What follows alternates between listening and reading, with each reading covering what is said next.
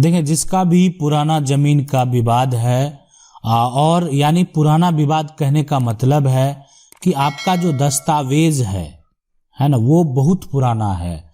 अब उस दस्तावेज को अगर आपको साबित करना है ना, इसलिए कि आपके पास कोई पुराना दस्तावेज को आधार मानकर आप आगे कोई अपनी संपत्ति को, अपने टाइटल को प्रूफ करना चाहते हैं, तो आपको उसके लिए सिविल कोर्ट जाना पड़ेगा।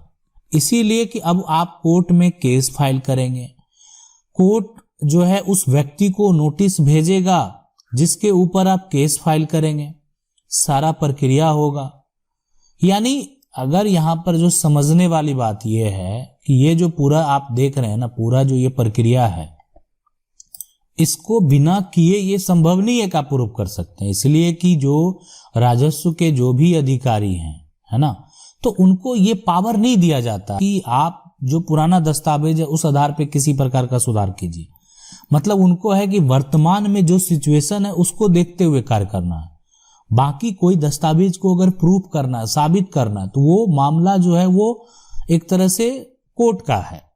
कोर्ट उस व्यक्ति को नोटिस भेजेगी, वेरीफाई करेगी, जजमेंट होगा, फिर उस जजमेंट के आधार पे जो अधिकारी हैं उसमें आपकी वो मदद करेंगे। लेकिन ये संभव नहीं है कि यानी डायरेक्टली वो अधिकारी आपको पुराने दस्तावेज के आधार पर सुधार कर देंगे। इसलिए कि हर चीज का एक तरह से तरीका है और उस तरीके से जिसको जहां जो पावर मिला हुआ है उसी के तहत वो सारा कार्य होता है। तो आपको ये विकल्प तो यानी ये करना ही पड़ेगा और इसके अलावा कोई विकल्प है भी नहीं। इसलिए कि मामला आपका आज से नहीं 50 साल, 60 साल, 100 साल पुराना है और वैसे दस्तावेज को अगर आप साबित करना चाहते हैं तो आपको कोर्ट करना चाहते हैं तो आपको कोर्ट का सहारा लेना पड़ेगा। सवाल ये कह रहे हैं कि जय हिंद सर, मैं आपका वीडियो डेली देखता हूं। हमारा एक यहाँ पर जो प्रॉब्लम है ना, तो बिल्कुल धन्यवाद वीडियो देखने के लिए। और ये था 1359 है ना, जिसका हमको जो है उत्तर नहीं मिला है ना। दादा ने प्रॉपर्टी को जो है बेचा नहीं है और मेरे पास 1966 का लगान रसीद है और इतना में जो है दादा के जो है नाम से है और 1360 में वो प्रॉपर्टी 2 लोगों के नाम से जो है किसी आधार पर हुआ है, हमको नहीं मालूम है, बताइए सर क्या करें। सबसे पहली बात है, उस जमीन जो है, जिस जमीन की प्रॉपर्टी की अगर बात करें हैं, पहला उसमें यह देखना है कि उस पर कब्जा किसका है। कब्जा उसी का है जिसमें जो व्यक्ति के नाम से वर्तमान में जमीन है, ठीक है। तो ये उसके लिए एक प्लस पॉइंट है। दूसरा कि जिसके नाम से हो गया है, जिसके नाम से हुआ है, आप उससे एक बार पूछ तो सकते हैं ना। हो सकता है कि कोई दस्तावेज हो जो अगर सब कुछ सही हो, जो आपको दिखाने में अगर मान लेते हैं उसको किसी प्रकार का आपत्ति है, नहीं दिखाना चाहता है, तो आपको ये तो पता चल जाएगा कि इसके पास अब कोई प्रूफ है ही नहीं। अगर कोई प्रूफ होगा तो जरूर दिखाएगा कोई व्यक्ति। तो आपको करना क्या है, सबसे पहले कि आप उस व्यक्ति के ऊपर, अगर आपके पास संपत्ति का कब्जा भी नहीं है, तो आप जो है सिविल कोर्ट में केस फाइल करेंगे। उस व्यक्ति को नोटिस जाएगा कोर्ट में तो जवाब देना ही होगा कि वो संपत्ति उसके नाम पे कैसे हुआ। आखिर वो संपत्ति आज उसके नाम पर दर्ज है, किस आधार पे दर्ज है, और अगर वो संपत्ति का लगान रसीद आपके पूर्वज के नाम से है तो आप उस आधार पे दावा जरूर कर सकते हैं। अब ये भी है कि उस संपत्ति का खतियान किसके नाम से है, वर्तमान में किसके नाम से है, तो बहुत तरह के सवालात जो है वो होंगे। ये आपके नाम पर वो जो है एक तरह से लगान रसीद है, वो किस आधार पे है, तमाम सभी बातों को देखते हुए जजमेंट जो है वो दिया जाएगा। तो यही एक विकल्प है, इसको आपको फॉलो करना पड़ेगा।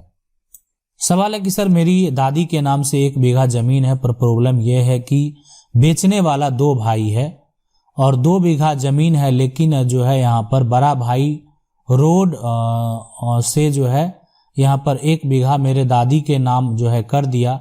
20 साल के बाद जो है छोटा वाला भाई बोल रहा है कि आधा आधा होना चाहिए, तो हमें क्या करना चाहिए।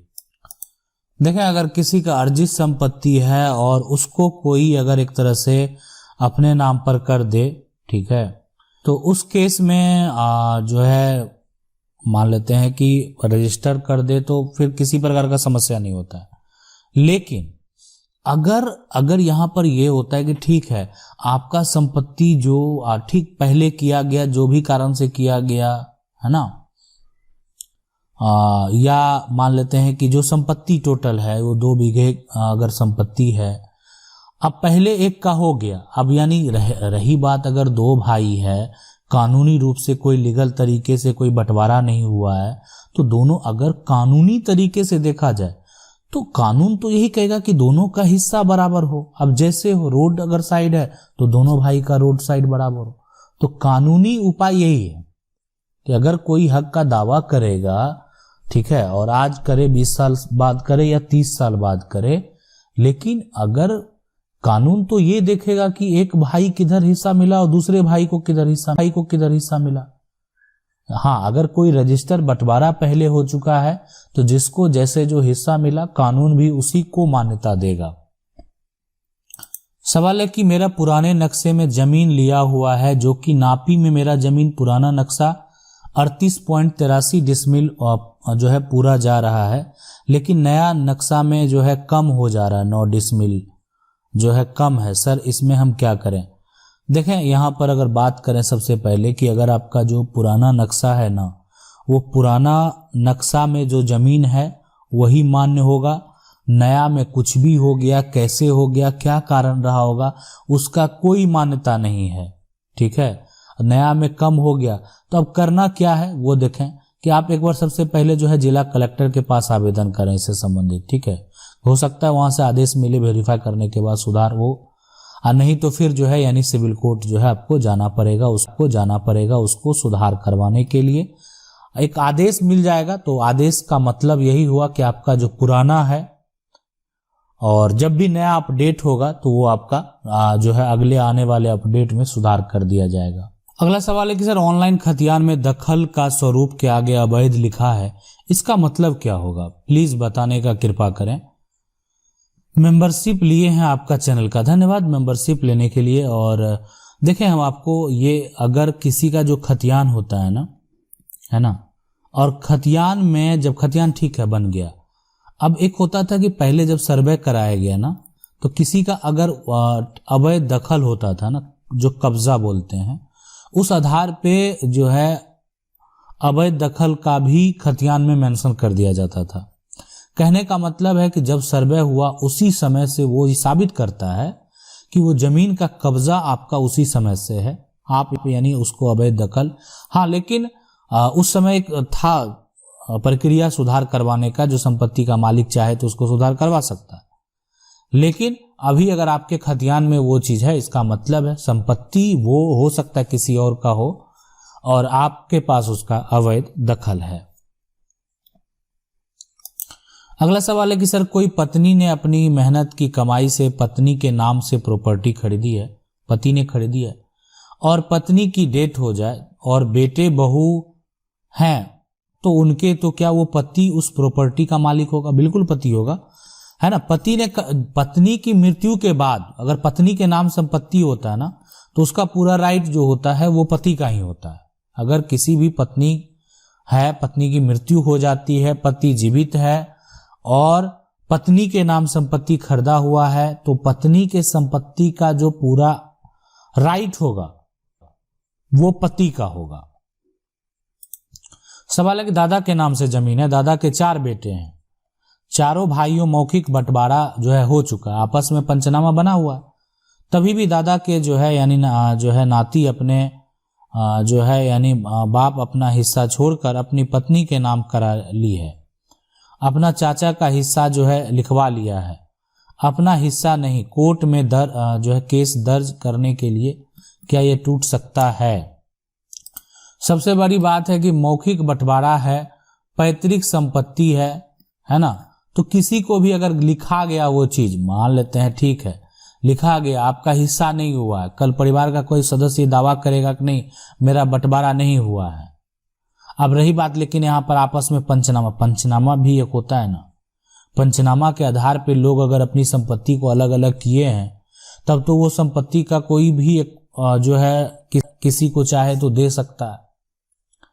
जब बंटवारा हो गया है, पंचनामा बना हुआ है, सब आपस में अलग किए हुए हैं, तब तो अधिकार की अगर जो बात है, जब कोई अधिकार का बात है, वो संपत्ति तो अलग अलग हो चुका है। अब कोई अपना हिस्सा किसी को दे तो उसमें किसी को ऐतराज नहीं होना चाहिए।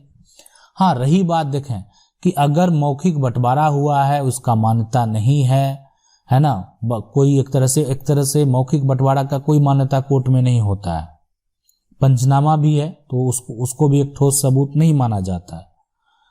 लेकिन अगर अभी भी जो है दादा के नाम से, पूर्वज के नाम से संपत्ति है, तो इसका मतलब है कि संपत्ति को बांटा तो गया लेकिन लोग उसको एक्सेप्ट नहीं किए, तभी तो अपने नाम पे नहीं करवाए। और उस आधार पर कोई भी अगर मान लेते हैं किसी प्रकार से कोई दूसरे के नाम संपत्ति करता है, तो एक व्यक्ति अगर केस दर्ज करके उसको जो चाहे तो कैंसिल करवा सकता है, उसको चाहे तो तोड़ सकता है। आशा करते हैं वीडियो अच्छा लगा होगा। वीडियो अच्छा लगा वीडियो को लाइक जरूर कर दें। चैनल को पहली बार देख रहे हैं, सब्सक्राइब करके जो बेल आइकन